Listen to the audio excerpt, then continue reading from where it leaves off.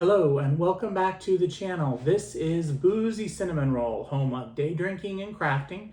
My name is Judson and we are in this holiday season doing 25 days of holiday crafts between now and Christmas. So today's drink is, well, it's an alcoholic peppermint frappuccino. What it is, though, is Kahlua and a shot of creme de menthe. It sounds good in theory, but we'll see.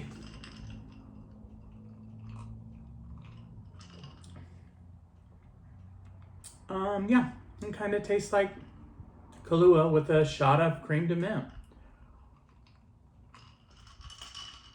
I'm not a big coffee drinker, so yeah, I don't hate it. It's about what is expected, but there we go. All right, so today's craft is going to be a little bit of an experiment because I haven't really done it before. And I've seen some videos, some similar videos, and I, with all the delusion that I can possibly muster, thought, oh, I could do that. How hard could that be? And so, yeah, here we are. I will say, story time. So, well, first of all, the craft involves silverware, like silver forks and spoons, mostly spoons. If you are particularly triggered by the alteration or potential misuse of what might possibly be someone's heirloom spoons and forks, definitely this is not the video for you. Otherwise, I feel like we're good to go. That being said, fair warning, I told you so. All right, so here's the deal, is that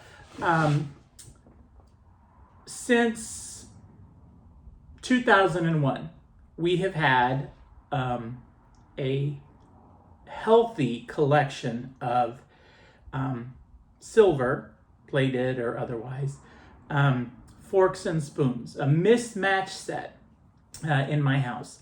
And they came from my mom. She had collected them.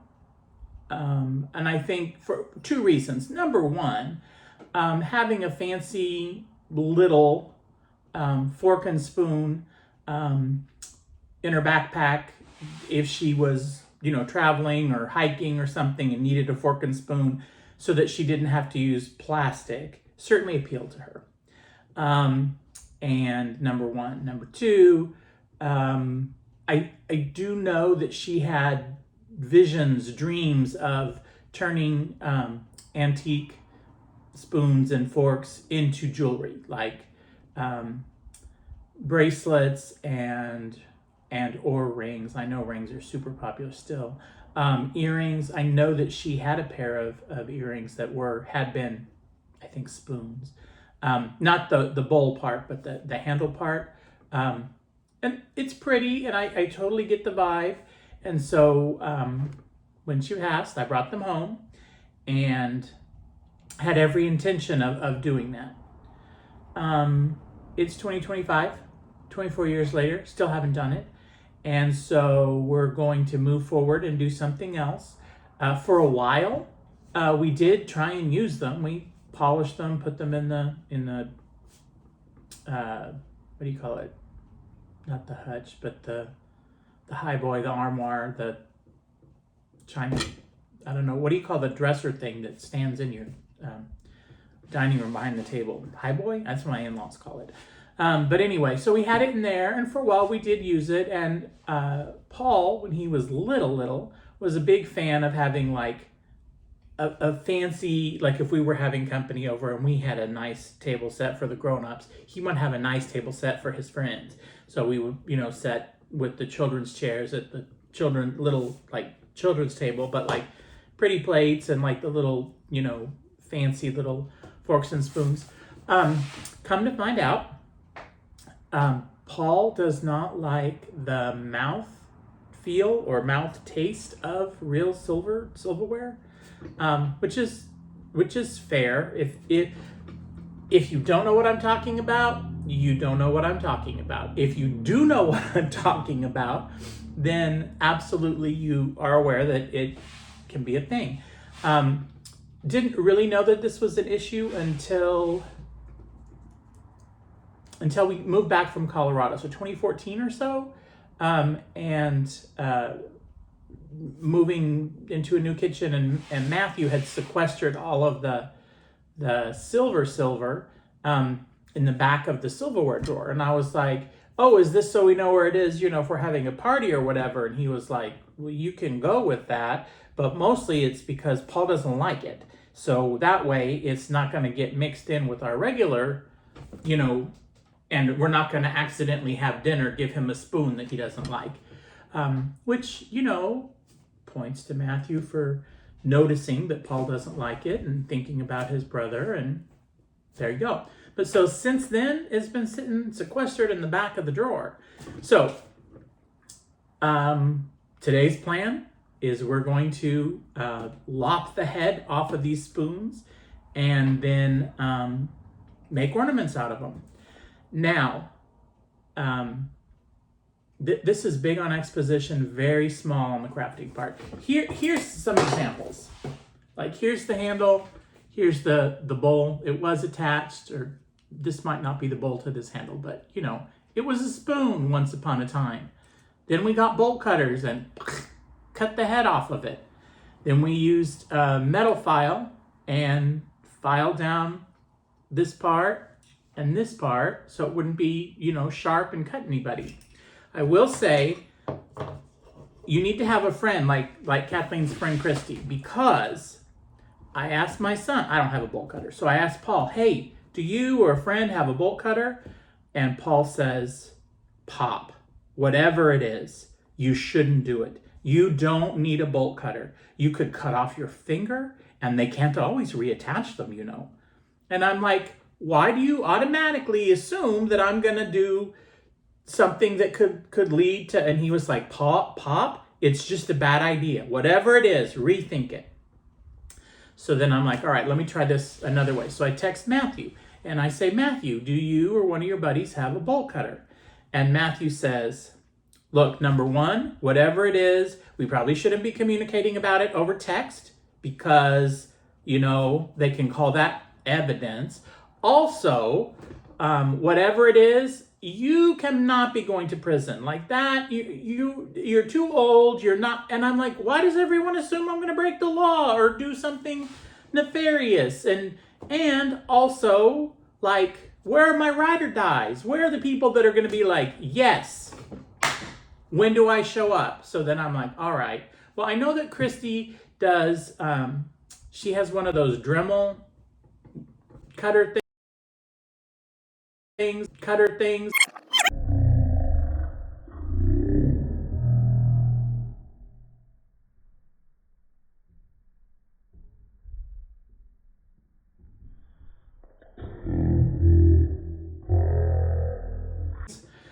For crafting, so maybe that would cut through. So I text her and I'm like, hey, could we do like, a Dremel or like a bolt cutter? And she's like, yeah, the Dremel probably won't work unless you're cutting through, something lightweight. But I've got all kinds of bolt cutters. When do you want me to show up? There you go. Ride or die craft friends. When do you want me to show up? Anyway, Christy came over. We lopped the heads off of 10 or 11 of these forks and spoons, and here we are. The handle and the bowl part. Now what we're going to do is we are going to use E6000 and these pieces called bales, which I'm looking for. Let me grab those real quick. All right, so these are the bales. This is kind of the bag. You can kind of see. You can't really see what it is, but and I will here in a minute switch to the dreaded close-up of what we're doing. But it's a little like teardrop shape on one end, and on the other end, it has like a little loopy thing, a little hole. And what you do is you glue it to the spoon handle or the spoon bowl, and then let it dry. Easy peasy. Famous last words, easy peasy. Have never used E6000 before, so I'm hoping, fingers crossed, that this is, just goes as easy and effortless as all these crafty people out there on the internet make it. All right. That being said, I'm about to switch to the handheld, do it with one hand thing. And for any time that I have ever in my head thought, that just looks clumsy how they're doing it. This is, my karmic reward for that, because I guarantee this is going to be clumsy AF. All right, here we go. All right, so this is a mess. I got the Precision Tip E6000. You can see it there. And I think it's a good thing because otherwise I just have this glue everywhere. I will say,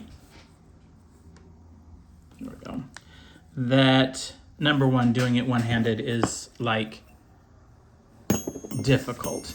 Also, something about the Precision Tip. Oh, they give you several and they're all the same. They're just, multiples. And I think the reason for that is that they don't, like once you've done it and you've put the lid back on and moved on, like it's hard to get the,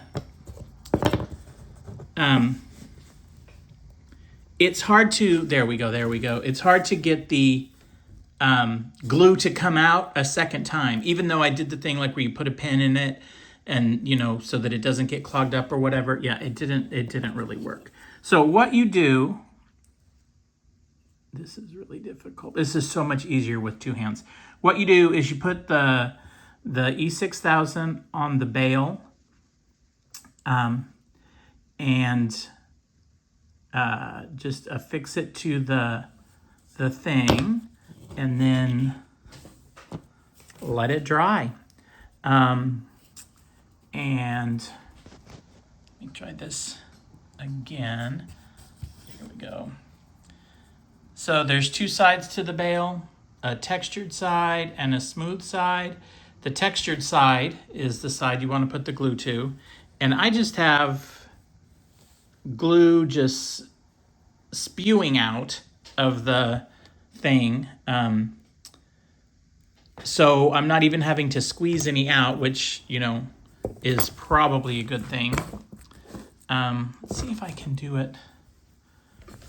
There we go. There's the bail with the glue. Let's see if I can do it one-handed with one of the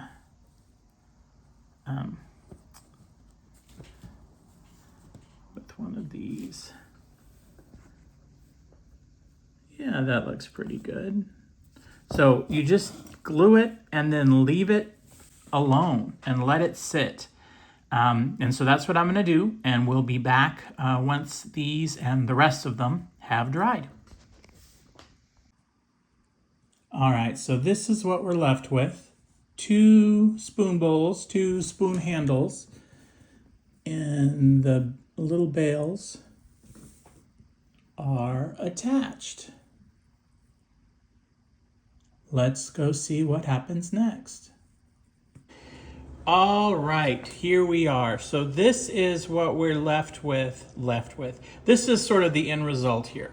So you've got the handle of the spoon or fork, and you've got the, come on, focus.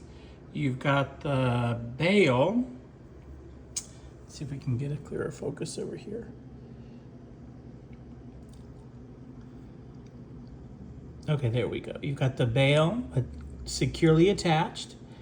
Now the problem is that you may not have noticed this. These silverware handles and certainly the spoons are a little tarnished. And you know, that may be the look you're going for, but it is not the look that I'm going for. Now, I do have Wright silver cream, and I do know how to polish silver, so I am quite capable of taking the cream to the handles and bowls and tines there and doing it that way. But I have been told that there is an easier way to do it, a secret way. Now, I know from the internets that if you suggest using this method, people are going to come completely unglued because, I mean, as if the video isn't bad enough where I severed the heads off of these, you know, silver flatware. But you're really not supposed to do this because if it's fine silver, you could damage it. I don't know how much more damaging I could get, but in any case, so what you do, you take a tinfoil pan or a regular pan and put a sheet of tinfoil on the bottom there. And then you add baking soda and salt.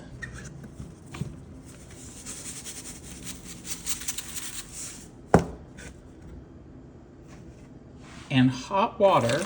Now, not like boiling water, but like tap water, which this is not enough. Let's add some more hot water here.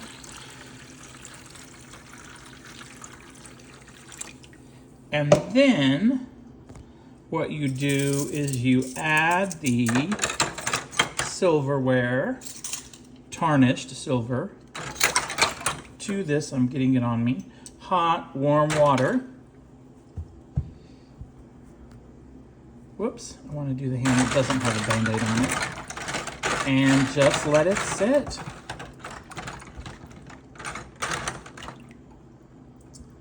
All right.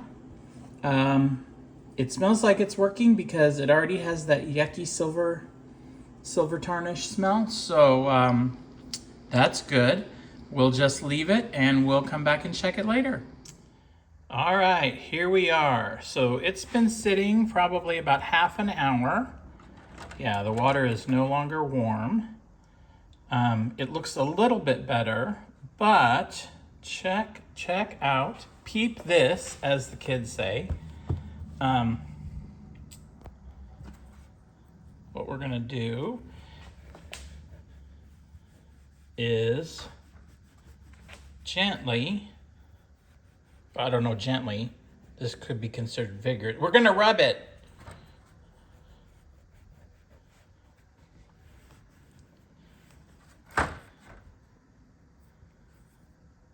Okay, hold on. Let me do some more rubbing. Give me just a minute.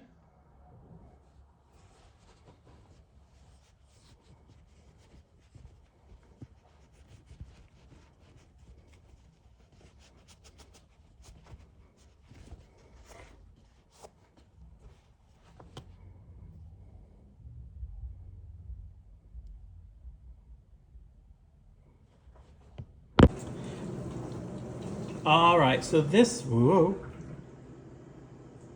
All right, so this is post baking soda, salt, aluminum foil on the handles. I think it did a pretty good job. Now, I will say that, like on here, you can still see there's a little bit of darkness in the grooves around the sides. It is possible to get like a soft brush and kind of scrub in there, but in my opinion, and it's not just me, in a lot of people's opinion, you do kind of want a little bit of that so that you can see the detail. Otherwise, it kind of is like this one here. It doesn't, from way up here, you know, you can kind of see the detail on that one and see the detail on that one. But like that one is a little bit harder, and this one, you know, and certainly on this, there isn't any detail until you get like way up here. But yeah, so those turned out pretty good. The others, the spoons and the fork, I will admit I had to break out the Wrights over here. This isn't sponsored or anything, but hey, right, Silver Cream, to do the spoon bowls, because they were better. They were certainly better than the black that they were before, but they just, like you can kind of see on the back here, it just, and obviously these weren't in the greatest of condition to start with. If they had been like great quality silverware or flatware, then, you know, maybe this wouldn't have been the option that I took. But now they're all nice and shiny, and I'm unsure what I'm going to do with these. I thought I was going to do something, but now that they're all shiny, I don't know, maybe we'll do something else. But yeah, let's see what we do with these. Here we are with the end result is these spoon handles, the long skinny handles, and with the bails attached so that you can attach them, hang them, do something with them. And kind of my thought all along was with the handles that what we could do is take some ribbon, like I've got this long velvet ribbon, thin velvet ribbon, very on trend, very Ralph Lauren. Well, the velvet part, I don't know about the skinny part, but, and just kind of thread it through. And then, you know, several options, one of which I thought,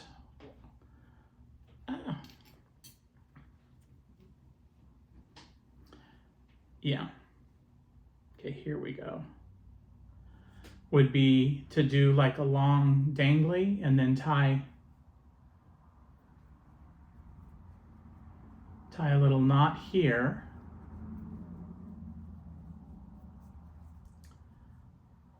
And then put a little bow at the top. Just a shoestring bow, like if you were tying your shoestrings. There we go.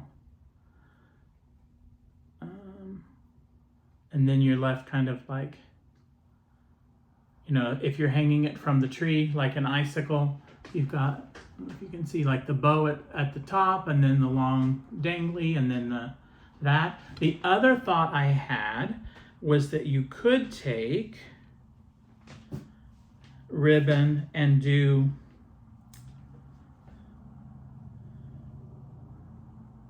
like a bow right at the top, like right where the bail is attached to the, cut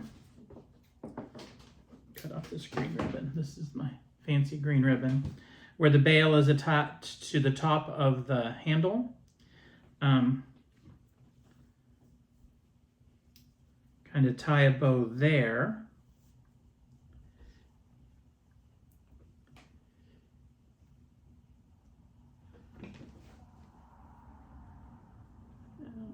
I realize that the point of view on this is less than ideal because you can't really see what I'm doing. But I may have to play with that to get the bow. Oh, maybe there.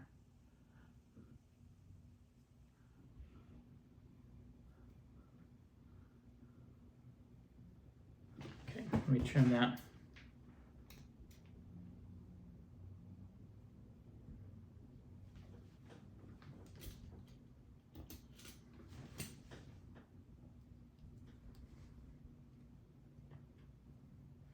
Okay, so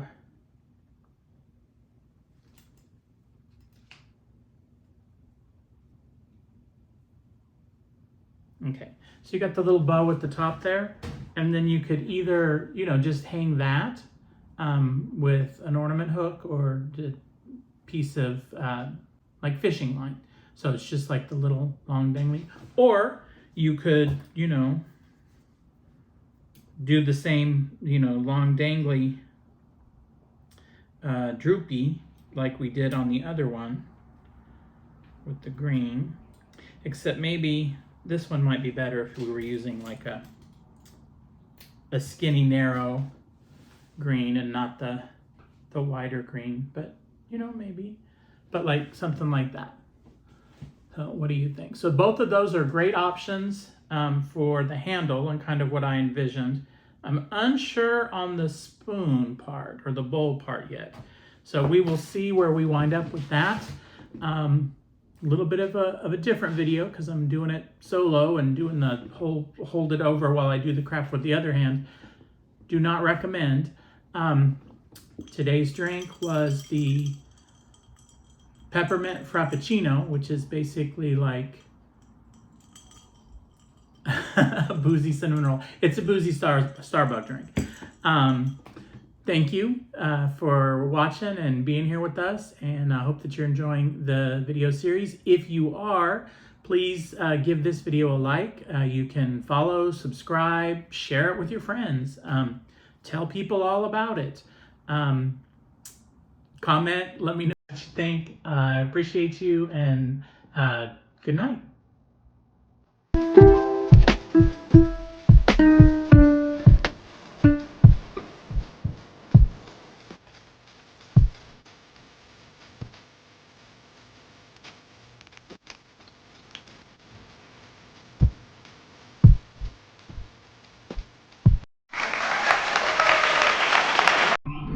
Merry Christmas.